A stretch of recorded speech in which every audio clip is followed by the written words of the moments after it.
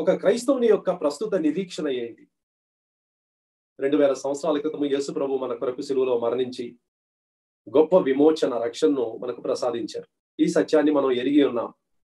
ఆయన రక్తము ద్వారా మనకు పాప క్షమాపణ, విడుదల, విమోచనము ఇవన్నీ కూడా దేవుడు తన యొక్క సిలువ మరణం ద్వారా మనకు అనుగ్రహిస్తున్నాడు. ఈ రక్షణ పొందుకున్న మనము ఒక గొప్ప నిరీక్షణతో జీవిస్తున్నాం. తీతు గ్రంథంలో దీన్ని శుభప్రదమైన నిరీక్షణ అని చదువుతున్నాం. ఈ శుభప్రదమైన నిరీక్షణ ఏంటి? ధన్యకరమైన నిరీక్షణ ఏంటి? అదృశ్యుడిగా ఉన్న ఆ యేసు ప్రభు త్వరలో రాబోతున్నాడు. నా కళ్ళారా ఆయన నేను చూడబోతున్నాను. ఆయన యొక్క సన్నిధిలోనికి నేను ఎత్తబడబోతున్నాను అనే నిరీక్షణ. మరి ఆయన వచ్చేటప్పుడు ఎలా వస్తాడు? 2 విధాలుగా దేవుని వాక్యంలో ఉంది. ఆయన రహస్యముగా మధ్యాకాశంలో వచ్చి ఆయనకు చెందిన వారిని ఆయన తీసుకొని వెళ్ళిపోతాడు.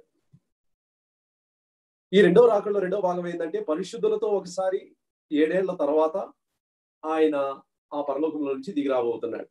మొట్టమొదటి మెట్టు ఏంటంటే మధ్యాకాశములో ఆయన ప్రత్యక్షమైనప్పుడు, ఆ బూర ధ్వని వినినప్పుడు కనురెప్ప పాటులో ఇక్కడున్న పరిశుద్ధులు అదృశ్యమై ఆయనతో వెళ్ళి ఆయన కలుసుకుంటారు. ఈ యొక్క దేవుని యొక్క రాకడ గురించి దేవుని యొక్క వాక్యం చెప్తూ మనకు గుర్తు చేసే ఒక ప్రాముఖ్యమైన సత్యం ఏంటంటే ఆయన ఒక దొంగ వలె రాబోతున్నాడు. ప్రకటన గ్రంథం 3వ అధ్యాయం 3వ వచనం, 16వ అధ్యాయం 15వ వచనము 2 సార్లు ఇది రాయబడింది. అదే విధంగా 2వ పేతురు 3:10లో కూడా ఉంది. మొదటి దశలోనికీయులకు రాసిన పత్రిక 5వ అధ్యాయం 2-4 వచనాల్లో ఉంది. సువార్తల్లో కూడా ఉంది. యేసు ప్రభు ఎందుకు తాను దొంగ వలె వస్తాడు అని బైబిల్లో రాయబడింది. ఒక దొంగకు యేసు ప్రభును పోల్చడం అనేది అది చాలా దుఃఖకరమైన విషయం. అయితే కొన్ని సత్యాలు యేసు ప్రభు యొక్క రాకడకు, ఆయన యొక్క రహస్య రాకడకు, దొంగ యొక్క రాకడకు సమానంగా ఉన్నాయి. ఏ విధంగా సమానంగా ఉన్నాయి? మొట్టమొదటిగా దొంగ ఎప్పుడు కూడా ఈ తారీఖులో ఈ సమయాన నేను వస్తానని చెప్పి రాడు. తన రాకడ ఎప్పుడు కూడా చాలా రహస్యంగా ఉంటది, అకస్మాత్తుగా ఉంటది. ఎదురు చూడని సమయంలో దొంగ ఎన్నుకొని ఒక ఇంటి మీద గాని, ఒక స్థలం మీద గాని దాడి చేస్తాడు. యేసు ప్రభు రాకడ కూడా అలాగే ఉండబోతుంది. ఒక విధంగా చెప్పాలంటే అనేక ప్రవచనముల ద్వారా పాత నిబంధనలో, క్రొత్త నిబంధనలో యేసు ప్రభువు రాబోతున్నాడు అనే విషయం రాయబడింది. ప్రత్యేకంగా పాత నిబంధనలో చూసినట్లయితే ఆయన యొక్క మొదటి రాకడను గురించి 500 ప్రవచనాలు ఉన్నట్లయితే ఆయన యొక్క రెండవ రాకడ గురించి 1800 ప్రవచనాలు ఉన్నాయి. అంటే ఆయన మొదటి రాకడ కన్నా రెండవ రాకడ గురించి 3 రెట్లు ఎక్కువగా చెప్పబడి ఉంది. మొదటి రాకడలో ఆయనను గురించి రాయబడిన 500 ప్రవచనాలు అక్షరార్థంగా నెరవేరినట్లయితే తప్పకుండా ఈ 1800 ప్రవచనాలు కూడా నెరవేరబోతున్నాయి. అంటే ఒక క్రైస్తవుని యొక్క ఎదురు చూపు ఈ శుభప్రదమైన నిరీక్షణ. యేసు ప్రభు రాబోతున్నాడు, దొంగలాగా రాబోతున్నాడు, అకస్మాత్తుగా వస్తాడు. సిద్ధపడాలంటే ఈ రోజే సిద్ధపడాలి, ఇప్పుడే సిద్ధపడాలి. ఆయన అంగీకరించడం, ఆయన రక్షకుడుగా కలిగి ఉండటం, పాపములు క్షమింపబడిన అనుభవంలోనికి రావడం, మారు మనసు పొందడం అన్ని ఇప్పుడే వెంటనే జరగాలి. అందుకని దేవుని వాక్యంలో ఇదే రక్షణ అని నొక్కి చెప్పడంలో ఉన్న అర్థం అని. దీన్ని వాయిదా వేయటానికి, ఆలస్యం చేయటానికి ఏమాత్రం కూడా మనం పూనుకొనకూడదు.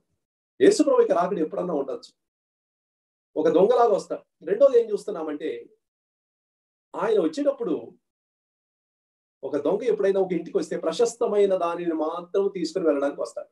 ఆ ఇంట్లో ఎన్నో వస్తువులు ఉంటాయి. అయితే బంగారు ఎక్కడ ఉంది, వెండి ఎక్కడ ఉంది, డబ్బులు ఎక్కడ దాచిపెట్టారు, ప్రశస్తమైన వాటిని తీసుకుని వెళ్ళడానికి ఒక దొంగ వస్తాడు. ఆ ఇంట్లో కనబడే చీపురు కట్ట గాని, లేకపోతే బకెట్ గాని, మిగతా పెద్ద పెద్ద పాత్రలు గాని దాన్ని మోసుకొని పోవడానికి రాడు. ప్రశస్తమైన దానిని వెదికి దాన్ని పట్టుకొని పోవడానికి వస్తాడు. యేసు ప్రభు వచ్చేటప్పుడు కూడా ప్రశస్తమైన వారు, తన స్వరక్తము చేత కొనబడిన వారు, ఆ ప్రశస్తమైన వారినే తీసుకొని పోవడానికి రాబోతున్నాడు. మూడవదిగా ఒక దొంగల గురించి మనం ఆలోచన చేసినప్పుడు అతను తీసుకొని పోవు దానికన్నా విడిచిపెట్టబోయేది చాలా ఎక్కువగా ఉంటుంది. అంటే విడిచిపెట్టేది ఎక్కువ, తీసుకొని పోయేది చాలా తక్కువ. అందుకని యేసు ప్రభు తన శిష్యులతో మాట్లాడేటప్పుడు చిన్న మంద అన్నాడు. ఏర్పరచబడిన ఆ చిన్న మంద కొరకు ఆయన రాబోతున్నాడు. ఆ యొక్క చిన్న మందను తీసుకుని వెళ్ళడానికి యేసు ప్రభు వస్తానని తాను వాగ్దానం చేశారు. అయితే ఒక గొప్ప తేడా ఏంటంటే, ఒక దొంగకి యేసు ప్రభు యొక్క రాకడకు, దొంగ తనది కాని దానిని తీసుకొని వెళ్ళడానికి వస్తాడు. అయితే యేసు ప్రభు ఎప్పుడు కూడా తనకు చెందిన దానిని మాత్రమే తీసుకొని వెళ్ళడానికి వస్తాడు. ఆయనకి చెందని వారిని తప్పకుండా విడిచిపెట్టి వెళ్తాడు. అప్పుడు మనం అడగవలసిన ప్రాముఖ్యమైన ప్రశ్న ఏంటంటే, ఆయనకి చెందిన వారు అంటున్నారే, వారెవరు? అందులో నేనున్నానా? వ్యక్తిగతంగా నా పేరు ఉందా అందులో? చాలా మందిని విడిచిపెట్టి వెళ్తారని మీరు చెప్తున్నారు కదా. అటైతే నేను ఆ చిన్న గుంపులో, చిన్న మందలో నేను కనబడతానా అనేది చాలా ప్రాముఖ్యమైన ప్రశ్న. మనల్ని మనం దేవుని వాక్యపు వెలుగులో అడుగుకొనవలసిన ప్రాముఖ్యమైన ఒక ప్రశ్న. దేవుని వాక్యంలో ఏముందంటే, ఆయన యొక్క రాకడను ఎదురు చూచు వారి కొరకై రాబోతున్నాడు. హెబ్రీ 9:28. అంటే ఎవరైతే ఎదురు చూస్తూ ఉన్నారో ప్రతిరోజు, ప్రభువా నువ్వు ఎప్పుడు వస్తావు ప్రభువా, నీ రాకడ కొరకు నేను సిద్ధపడి ఉన్నాను, నువ్వు ఎప్పుడు వస్తావు ఎప్పుడు వస్తావు అని ఎదురు చూపుతో ఉన్నవారు, నిరీక్షణతో ఉన్నవారు, ఆశతో ఎదురు చూచువారు. రెండవది దేవుని వాక్యంలో ఏముందంటే, ఆయన యొక్క ప్రత్యక్షతను అపేక్షించువారు, ప్రేమించువారు. 2 తిమోతి 4:8. ఆయన ప్రత్యక్షతను, ఆయన యొక్క రాకడను ప్రేమించువారు. కొత్తగా పెళ్ళయిన తర్వాత ఉద్యోగరీత్యా భర్త మరి తన పని స్థలానికి వెళ్ళవలసి వస్తుంది. అనేక సార్లు విదేశానికి వెళ్ళిపోతున్నారు. ఆ యొక్క భార్య ఎంతో కనిపెట్టుకొని ఉంటుంది. నా భర్త ఎప్పుడు వస్తాడా, ఎప్పుడు వస్తాడా, లీవులు ఎప్పుడు దొరుకుద్దా. ఆయన ఉత్తరం రాశాడు అనుకోండి, వచ్చే నెల 30వ తారీఖు నేను నీ దగ్గరికి రావాలని ప్రయత్నిస్తున్నాను అని చెప్పాడు అనుకోండి. ప్రతిరోజు తన కలలో గాని, తన మనసులో గాని ఈ ఒక్క తలంపే తన మనసులో ఉంటుంది. ఆయన రాబోతున్నాడు, రాబోతున్నాడు, నా భర్త రాబోతున్నాడు. ఎంతో ప్రేమతో, సంతోషంతో ప్రతిరోజు కూడా లెక్కలు పెట్టుకుంటూ తాను ఎదురు చూస్తూ ఉంటుంది. తన యొక్క రాకడను అపేక్షించు భార్య. ప్రియమైన వారులారా, ఈ రోజు మన హృదయాన్ని మనం పరీక్షించినట్లయితే, ఆయన యొక్క రాకడను ప్రేమించుతున్నామా? ఆయన యొక్క రాకడ కొరకు ఎదురు చూస్తున్నామా? వారి కొరకే రాబోతున్నాడు, అందరి కొరకు కాదు. క్రైస్తవ్యంలో ఉన్న, క్రైస్తవ లోకంలో కనబడుతున్న అందరి కొరకు కాదు. ఎవరైతే తనవారు అని ధైర్యంగా ఆయన చెప్పగలుగుతాడో వారి కొరకే ఈ యేసు ప్రభు రాబోతున్నాడు. అంటే తనవారంటే ఎవరండి అనే ప్రశ్న అడుక్కోవడం చాలా ప్రాముఖ్యం. నా క్రైస్తవ పేరు ఉంది కదా, నేను బాప్తిసం తీసుకున్నాను కదా, ఒక మంచి క్రైస్తవ సంఘానికి హాజరవుతున్నాను కదా, కుటుంబ ప్రార్థన మా ఇంట్లో ఉంది, వ్యక్తిగత ప్రార్థనలు ఉన్నాయి, నా పేరు మార్చుకున్నాను, నేను యేసు ప్రభుకు చెందిన వాడిని కదా. ఇవన్నీ మంచి విషయాలే. నేను చెప్పిన అన్ని విషయాలు చాలా మంచి విషయాలు. సంఘానికి వెళ్ళడం, బైబిల్ చదవడం, ప్రార్థన చేయడం, కానుకలు ఇవ్వడం, పరిచర్యలో పాల్గొనడం, ఇవన్నీ చాలా మంచి విషయాలు. అయితే నేను ఆయనకి చెందిన వాడనా అనే ప్రశ్నకు జవాబు చెప్పవలసిన ఒక హక్కు లేకపోతే సామర్థ్యం ఏ ప్రసంగీకునికి లేదు, ఎవరికి లేదు. అది ప్రభువే చెప్పాలి. అది ప్రభువే చెప్పాలి. ఎవరిని ఆయన తీసుకుని వెళ్ళబోతున్నాడు, ఎవరు ఆయనకు చెందినవారు. 2 తిమోతి 2:19 ఒక చక్కని మాట ఉంది. అయినను దేవుని యొక్క స్థిరమైన పునాది నిలుకడగా ఉన్నది, ప్రభువు తన వారిని ఎరుగును. ప్రభువు తన వారిని ఎరుగును. ఆయనకు చెందిన వారిని ఆయనకు బాగా తెలుసు. ఆయనకు ఒక్కడికే తెలుసు. సరే, ప్రభువు తెలుసు, నేను ఎలాగ ఎరగాలది? నేను ఎరిగితే కదా మంచిది. ఈ విషయాల గురించి ఎందుకు మనం చాలా ప్రాముఖ్యంగా ధ్యానించాలంటే, మత్తయి సువార్తలో 2 సంఘటనలు రాయబడింది. మత్తయి సువార్త 7వ అధ్యాయం, మత్తయి సువార్త 25వ అధ్యాయం. మత్తయి సువార్త 7వ అధ్యాయం అంటే 5, 6, 7 అధ్యాయాల్లో పండ ప్రసంగం అంట. దేవుని వాక్యాన్ని అనేకులకు బోధించిన తరువాత అక్కడ యేసు ప్రభు ఒక మాట అంటున్నాడు. ఏమంటున్నాడు? ఒక సంభాషణ గురించి అక్కడ మాట్లాడుతున్నాడు. ఆ దినాల్లో అనేకులు నా దగ్గరికి వస్తారు, ప్రభువా నీ నామమున మేము ప్రవచించలేదా, మీ నామమున దెయ్యములు వెళ్ళగొట్టలేదా, మీ నామమున అద్భుతాలు చేయలేదా? యేసు ప్రభు ముఖం చూసి చెప్తున్నారంటే అంత ధైర్యం వాళ్ళకు ఉందంటే వాళ్ళు నిజంగా చేసిన వారు. ఆ 3 విషయాలు కూడా చేశారు వాళ్ళు. ఎవరి నామంలో చేశారు? అన్య దేవతల యొక్క నామంలో కాదు, నీ నామములో అని చెప్పగలుగుతున్నారంటే అది కూడా వాస్తవం. యేసు ప్రభు నామంలోనే ఈ 3 మంచి విషయాలు చేశారు. ఎంతమంది చెప్తారు? అనేకులు అని బైబిల్లో ఉంది. కొంతమంది కాదు, అనేకులు. మరి ఇన్ని మంచి విషయాలు చేసిన వీరిని ప్రభు ఎంత ఆహ్వానించి కౌగలించుకొని తన రాజ్యంలో చేర్చుకోవాలి. అయితే 23వ వచనంలో ఏముందంటే, అక్రమము చేయువారులారా మీరు నా యొద్ద నుండి వెళ్ళిపోండి, మీకు నాకు సంబంధం లేదు, మీరెవరో నేను ఎరుగను. ఎంత భయంకరమైన ఒక పరిస్థితి చూడండి. ఒక వ్యక్తి తన జీవితం అంతా పరిచర్యలో తన జీవితాన్ని, సమయాన్ని, తన యొక్క బలాన్ని, శక్తిని అంతా వెచ్చించి ఆఖరిలో ఆయన ముందు నిలబడేటప్పుడు నువ్వు ఎవరో నేను ఎరుగను, ప్రభు ఒక్కసారి క్షమించయ్యా, నీకు ఇష్టమైన రీతిలో ఒక్కసారి భూమికి నేను మరలా తిరిగి వెళ్ళి జీవించి మరలా నీ దగ్గరికి వస్తాను తీర్పుకు చెప్పడానికి అవకాశం లేదు. మనుషులు ఒక్కసారి మృతి పొందవారు, అటు తరువాత తీర్పు జరుగును, అంతే. ఫిబ్రవరి 9:27 తిరిగిపోవడానికి మరలా అవకాశం లేదు. జీవితం ఒకటి, మరణం, తీర్పు నిత్యం, అంతే, అయిపోయింది. జీవితం అయిపోయింది. మానవుని జీవితం అంతటితో అయిపోయింది. జీవితము, మరణము, తీర్పు, నిత్యం. ఆ నిత్యం ఎక్కడ ఉండబోతుంది? యేసు ప్రభువుతో పరలోకములో, యేసు ప్రభువు లేని నరకం. ఈ 2 గమ్యస్థానాలు ఉన్నాయి. తీర్పు అక్కడ అయిపోయిన తర్వాత మరలా తిరిగి రావడానికి, మార్చుకోవడానికి ఏ మార్గం కూడా లేదు. ఒక పరీక్షలో ఇక్కడ ఫెయిల్ అయిపోతే మరలా 3 నెలల తర్వాత, 1 సంవత్సరం తర్వాత రాసుకొని పాస్ అవ్వచ్చు. ఒక రోగం వస్తే హాస్పిటల్ అడ్మిట్ అయ్యి మందులు తీసుకొని చికిత్స పొంది ఎలాగైనా బాగుపడి బయటికి రావచ్చు. లోకంలో చాలా అవకాశాలు ఉన్నాయి. పడిపోయినప్పుడు మనం లేవచ్చు. అయితే మరణ స్థితిలో ఏ విధంగా పడిపోతామో అది నిత్యంగా మారిపోతుంది. ఇది ఎవరితో ఎందుకు అంటున్నాడు ఈ మాటలు? సరే, ఒక క్షణం మనం ఇది ఇక్కడ వదిలిపెట్టి 25వ అధ్యాయానికి వెళ్దాం. మత్తయి సువార్త 25వ అధ్యాయంలో 10 కన్యకల గురించి చూస్తున్నాము. అందులో 5 బుద్ధిహీనులు, బుద్ధిగల కన్యకలు. బుద్ధి లేని కన్యకలు ఏం చేశారు? దీవిటిల్లో వాళ్ళు నూనె తీసుకొని వెళ్ళలేదు. పెళ్లి కుమారుడు వచ్చినప్పుడు, స్వరం వినబడినప్పుడు వారు సిద్ధంగా లేరు. అమ్మవారి దగ్గరికి వెళ్ళారు, నూనె కొనుక్కున్నారు, తిరిగి వచ్చారు, తలుపు తడుతున్నారు. లోపల నుంచి స్వరం ఏమని వస్తుంది? మీరెవరో నేను ఎరుగను, తలుపు తీయను. వీళ్ళెవరు? వాళ్ళు పాపం చేసినట్టుగా లేదు. బుద్ధిగల కన్యకలతోనే తమ జీవితం అంతా సహవాసంలో గడిపారు. నేను మంచి సహవాసంలో ఉన్నాను, దేవునికి స్తోత్రం. దేవుని వాక్యాన్ని ఉన్నది ఉన్నట్టుగా స్వచ్ఛంగా బోధించే సంఘంలో ఉన్నాను, చాలా సంతోషం. దేవునికి భయపడే దైవదాసులు నడిపించే సంఘంలోనే ఉన్నాను, చాలా చాలా మంచిది. బుద్ధిగల కన్యకలతోనే వీళ్ళు ఉన్నారు. వాళ్ళు వస్త్రధారణ ఎలాగుందో వీళ్ళ వస్త్రధారణ కూడా అలాగే ఉంది. వాళ్ళు ఎదురు చూస్తున్నారు, పెళ్లి కుమారు రాబోతున్నాడు. వీళ్ళు కూడా ఎదురు చూస్తూ అలాగే వాళ్ళతో సమయం గడిపారు, ఐక్యతలో కొనసాగారు. వారిని చూచి మీరెవరో నేను ఎరుగను అంటున్నాడు. కాబట్టి ప్రియులారా, ఈ 2 సంఘటనలు చూసినప్పుడు మన హృదయంలో గొప్ప భయం కలగాలి. అజాగ్రత్తగా ఉంటే మన నిత్యత్వం పోగొట్టుకుంటాం. ఇది ఏదో చిన్న నష్టాలు కాదు. ఈ నష్టంలో నుంచి బయటికి పడటానికి పరిహారం లేదు, పరిష్కారం లేదు. యేసుప్రభు ఎందుకు ఈ 2 గుంపులను మీరు ఎరుగను, నేను ఎరుగను అన్నాడు? మనం ఏం వినిపించాలని ఆశపడుతున్నాము?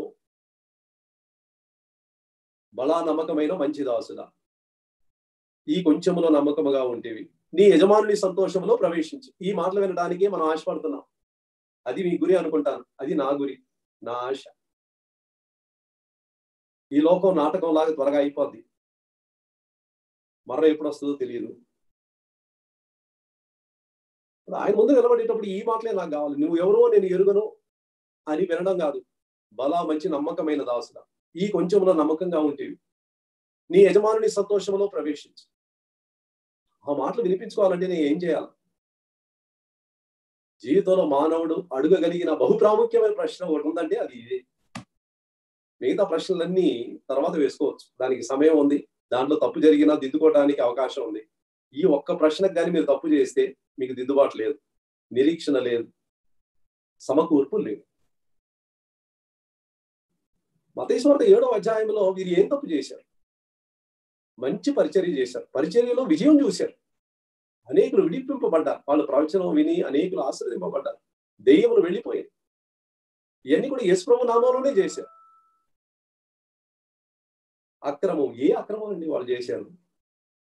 దానికి ముందుండే వచనాలు 16 నుంచి 21 వరకు మనం చూస్తే 1-2 విషయాలు బయటపడుతున్నాయి. ఒకటి ఏంటంటే, దేవుడు మన జీవితంలో ఎదురు చూసేది మన వరములు కాదు కానీ మన ఫలములు. 16, 20 2 వచనాల్లో కూడా ఈ సత్యం 2 సార్లు రాయబడింది. వారి ఫలములను బట్టి మీరు వారిని ఎరుగుదురు. నాకున్న తలాంతులు, నాకున్న వరములు అని ప్రభు ఇచ్చినవి, నేను సంపాదించింది కాదు.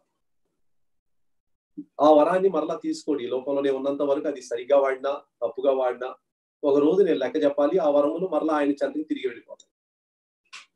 దేవుని కొరకు నేను స్పందిస్తున్నానంటే ఏ విధంగా?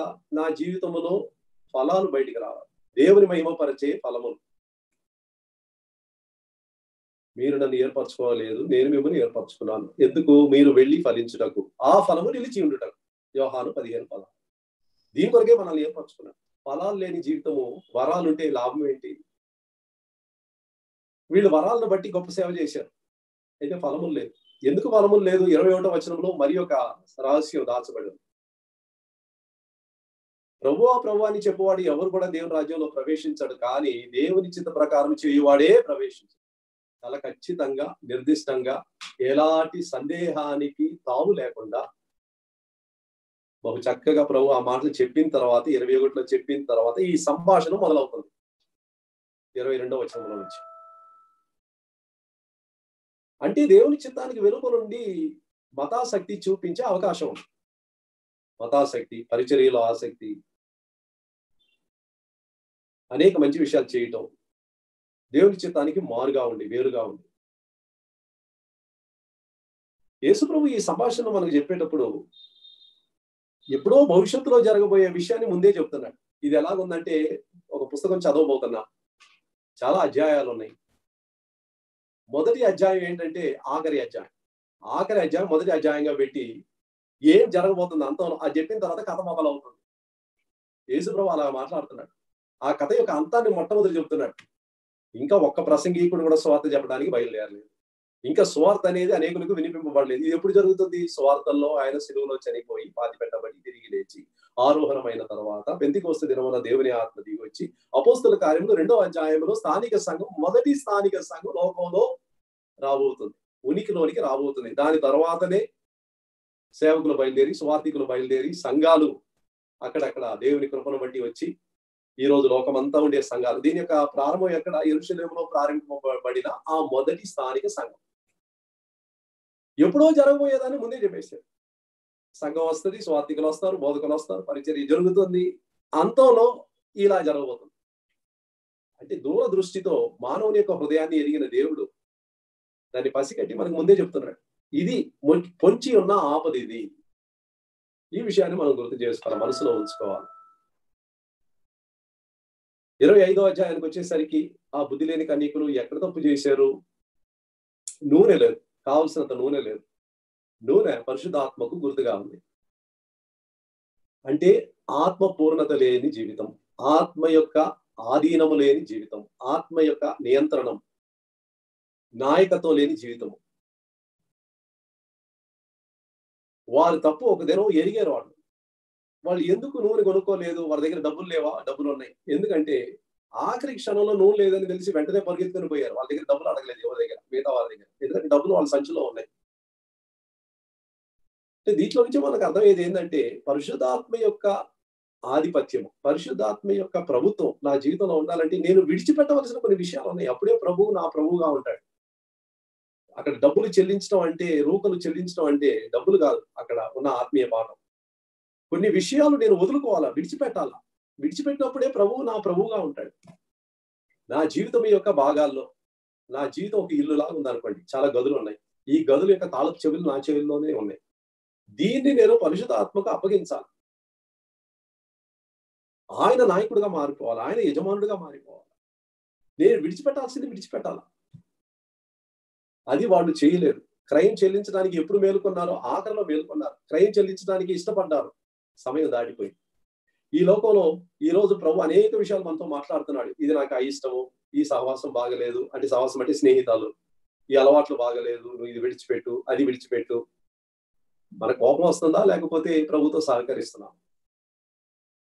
ఇదేంది ఎప్పుడు పోయి దేవుని వాక్యం విన్నా, అది విడిచిపెట్టు, దాని విషయమే మారు మనసు పొందు, పశ్చాత్తాపడు, ఈ మాటలు ఏ వింటున్నాం కదా అని విసిగిపోతున్నాం. ఒక రోజు వస్తుంది, మనం చేసిన తప్పు మనకు గుర్తొస్తుంది. ఆ దినం క్రయం ఎంతైనా చెల్లించడానికి సిద్ధపడతాం, కానీ ఆలస్యం అయిపోయింది. అక్కడ నువ్వు ఎంత చెల్లించినా, నీ ప్రాణాన్ని ఇచ్చినా లాభం లేదు. క్రయం చెల్లించవలసిన దినం ఈ రోజు, విడిచిపెట్టవలసిన దినం కూడా ఈ రోజే.